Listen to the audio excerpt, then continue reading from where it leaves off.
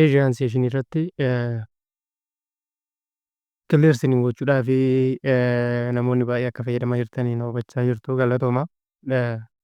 Xiqqooshi garuu iddootti kompleksii yookaan iddootti si rakkisaa jirutu jira. Gaaffii keessan irraa kan hin hubadhe isa kiliirii gochuudhaa fi maaltu raawwata CRT jechuun baay'ee salphaadha. Intinii piroosesii biraa isin hin geessu jechuudha. Yeroo akkasiin hin jedhu.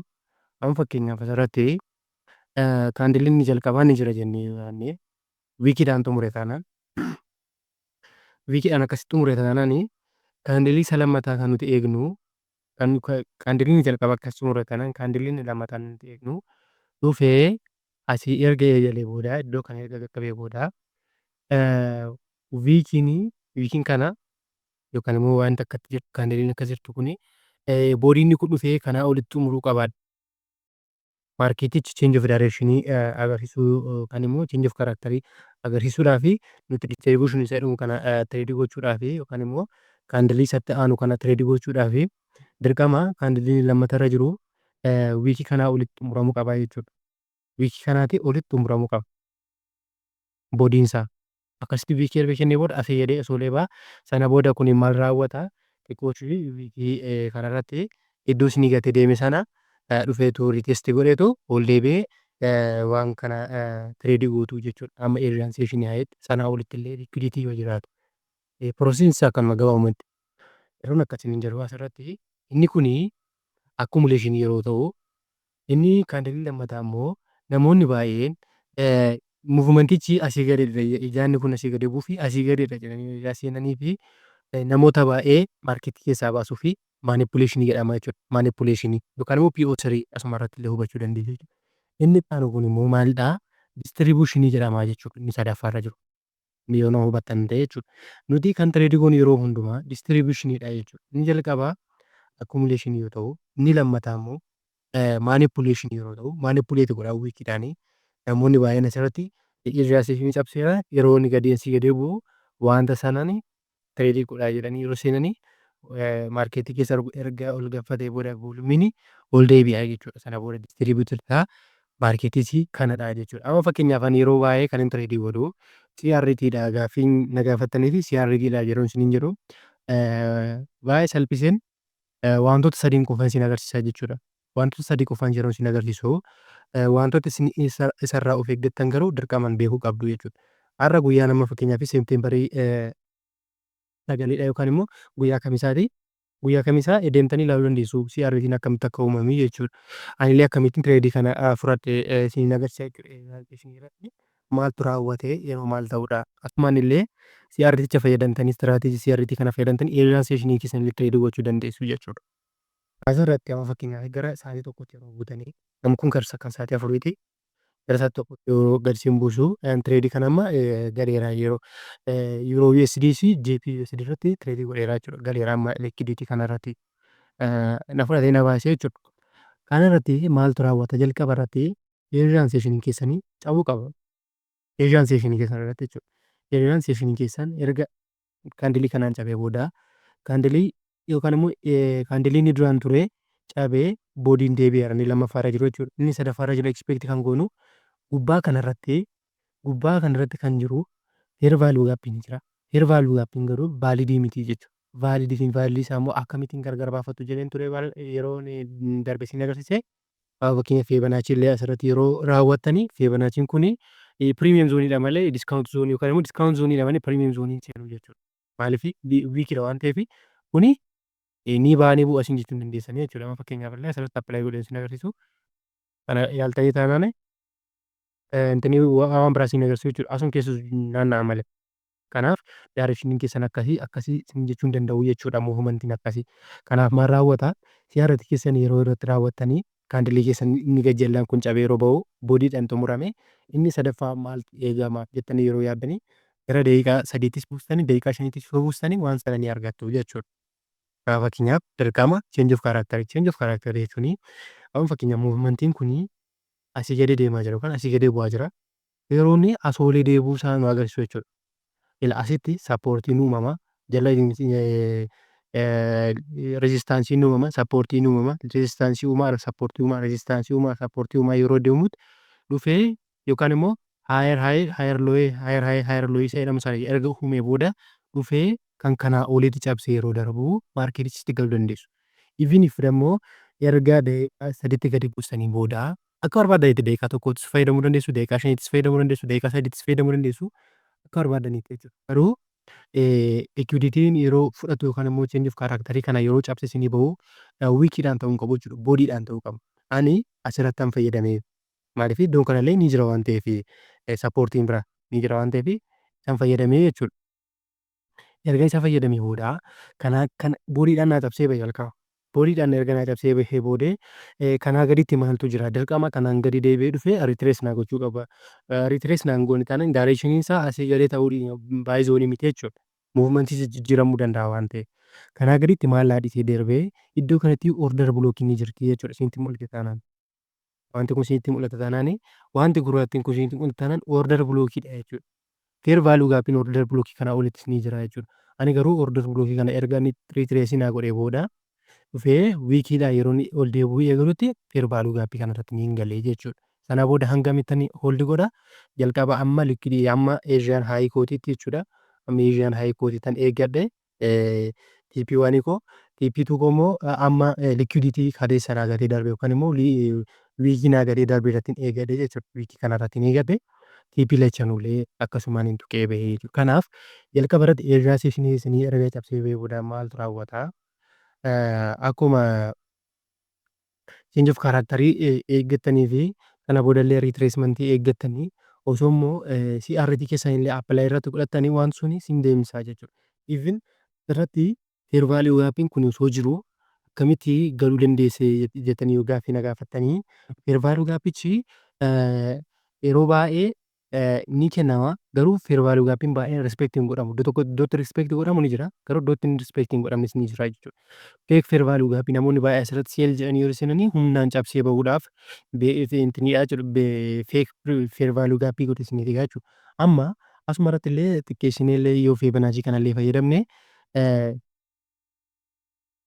waan inni intinii ta'u kanaa ol yoo ta'e malee premium zoonii galee seel zoonii ta'a jennee yoo yaadne illee asii keetu ganaa dhufee dirqama liquiditii keenya yookaan immoo Asian sessionii keenya fudhachuu qaba. Amma premium zoonii seenutti jechuudha. Seel zoonii dhallee jennee yoo yaadne jechuudha. Akkasumas illee immoo baay'ee zoonii dhallee yeroo yaadne muuvmentichi asii gadiidha waan ta'eef erga akkas goone ilaallee booda wanti suni ammas hin seenu jechuudha. Discount zoonii keessa waan tureef Asian sessionii keenya ni ba'a yookaan ni bu'a jennee waan irratti predict goonuu hin qabnu jechuudha. Kanaaf fair value gaappiin naannaa kana irra jirtu kan previous irratti depend ta'aniitu osoo amma liquiditiin kun wiikiin kun humnaan akkas dheerachuu baate asirraallee diraagii yoo goonu boodii kanarraalee kaanee diraagii yeroo goonu amma eessaatti argachuu dandeenya eeriyaan keenya premium zoonii fi discount zoonii nu seenuu danda'a jechuudha. Amma kanarratti erga seenee ammas muuvmentichi daampiidha yookaan immoo asii gadee bu'a jennee illee yoo yaadnu kana hanga sitti raawwannu wanti sana ni arganna jechuudha. Amma premium zooniidha amma ni deebi'uutti eegneetu seennaa jechuudha.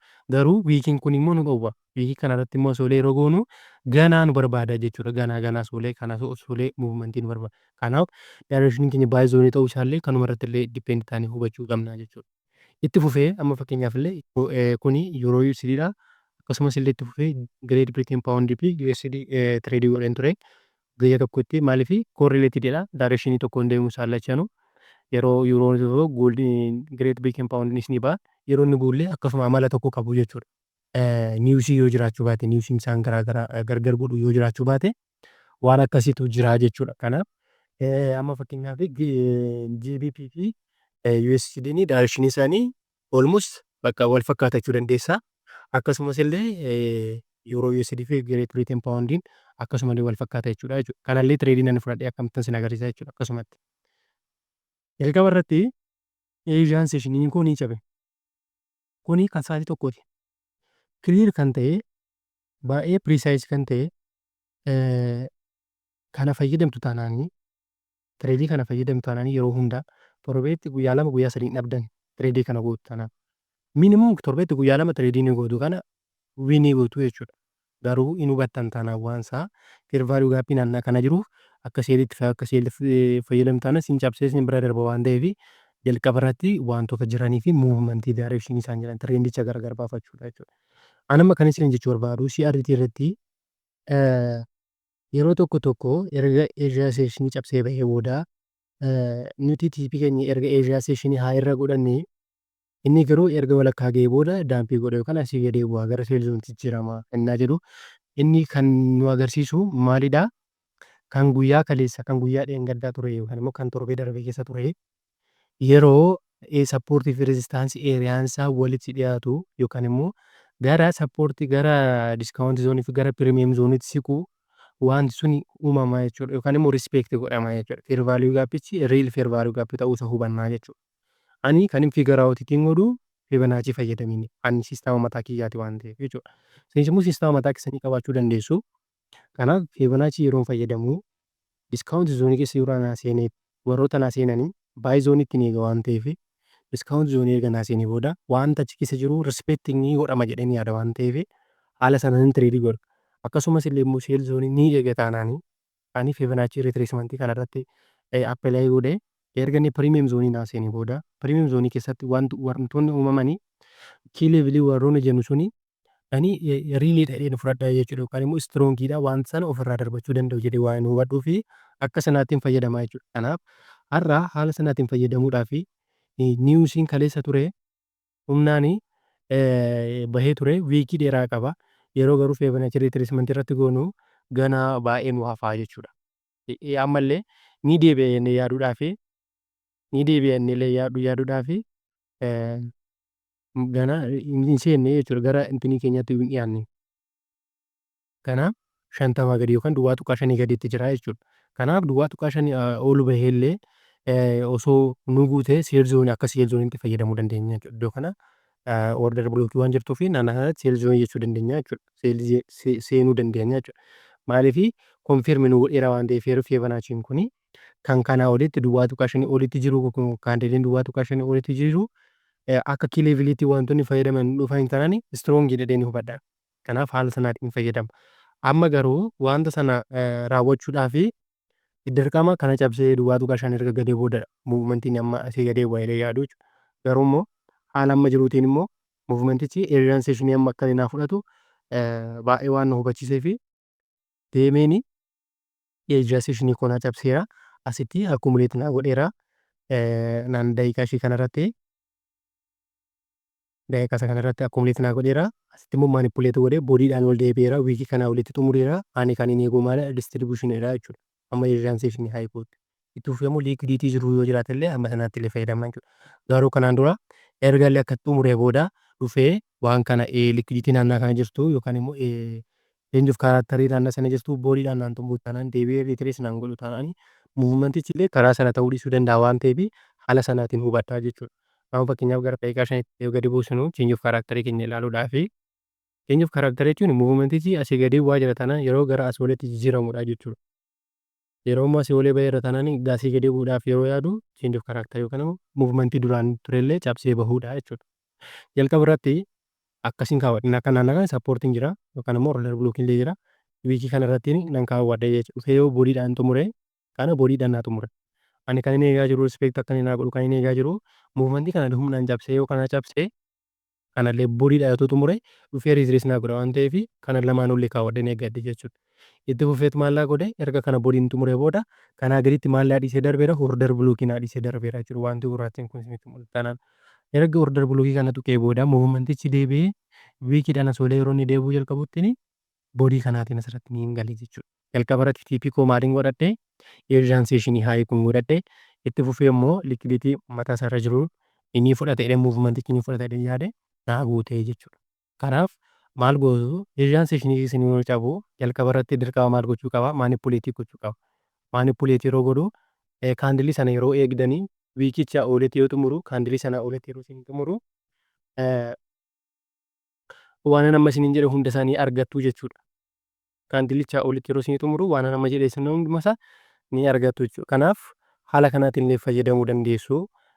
Isa kana akka akkumuleeshiniitti fudhatanii kan immoo akka maanipuleeshiniitti fudhatanii kan immoo akka distribuushiniitti fudhataniitu CRT illee trade gochuu dandeessu Asian session keessanitti. Walakkaa kanarratti garuu wantoonni uumamanii waan gad deebisuu danda'anii fi garuu jalqaba irratti Fibonacci retracement keessan irratti apply gochuu hin dagatina. Premium zoonii fi discount zoonii viidiyoo seeraan siin hojjedheera waan ta'eef isaa ilaaluu hin dagatina. Kanaaf isa raawwachuu hin dagatina. Gaaffii yoo qabaattan ammas naa barreessaa. Gaaffii isin Telegram irratti gaaffii isin gaafadhe naa deebistaniif illee tokkoon tokko isaaniitiif illee CRT'n isin hojjechaa hin jira. Breakdownii high time frame ti amma low time frame ti yookaan immoo top down analysis isin hojjedheera edit gochaa hin jira. Akkasumas illee CM isin illee yookaan smart money concept illee isin hojjedhee hin jira. Kanaaf samuuna kana post isin godha waan ta'eef hundumti keessan subscribe share gochuu hin dagatina. TikTok keenyas akkasuma illee Telegramii keenya illee barbaaddanii TikTok baay'ee irra jira. Seentanii wantoota achirratti raawwannu samuuna kana yookaan guyyaa fuuldura jiran kana waan baay'ee waliin raawwanna waan ta'eef ammarratti seetaap qopheessaan ture isa xumureera waan ta'eef guyyaa hunda live wajjin trade goona waan jiru wal gaggaafannaa ani isaati guyyaa guutuu carraan inni online irra oolu waan jiruuf hundumti keessan illee fayyadamuu dandeessu. Postiin isin godha garuu subscribe share gochuu hin dagatina, comment gochuu hin dagatina. Jabaadhaa.